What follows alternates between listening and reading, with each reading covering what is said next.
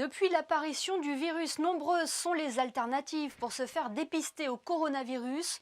Nous connaissons le test TROD ou le PCR. Une étude est actuellement en cours en principauté concernant les tests alternatifs. En quoi consiste cette technique et à qui s'adresse-t-elle? Élément de réponse avec Vanessa Dessy. Il s'agit de la référence absolue en matière de recherche de génome du virus. Le PCR nasopharyngé est aujourd'hui doté de la plus grande fiabilité.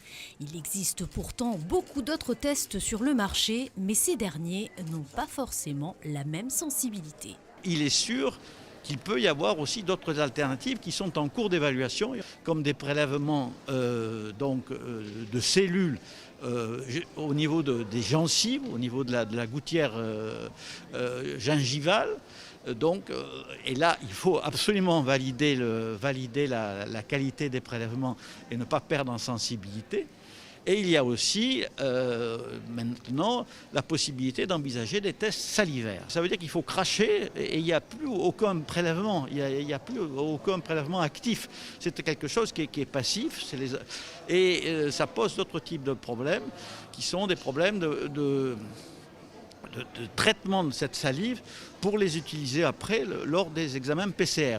En partant du constat que les tests de la Covid-19 par prélèvement nasopharyngé sont assez invasifs aujourd'hui, une étude est menée en principauté afin d'évaluer d'autres sites de prélèvement.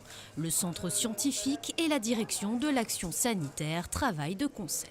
Le nom de l'étude s'appelle Cordage et cela permet de comparer différentes techniques buccales à la méthode de référence qui est donc la PCR nasopharyngée. C'est une étude qui a commencé il y a quelques jours de cela et pour l'instant nous incluons tout participant majeur qui se présente avec des symptômes ou alors qui a été en contact avec un cas confirmé. C'est une étude qui est une première mondiale puisque nous avons une taille d'échantillon de 1500 participants, ce qui permettra d'avoir des conclusions extrêmement robustes, contrairement à ce qui a été publié jusqu'alors où les tailles d'échantillons se situent davantage sur une centaine de participants. Et sachez que les premiers résultats de cette étude seront publiés dans environ 2 mois.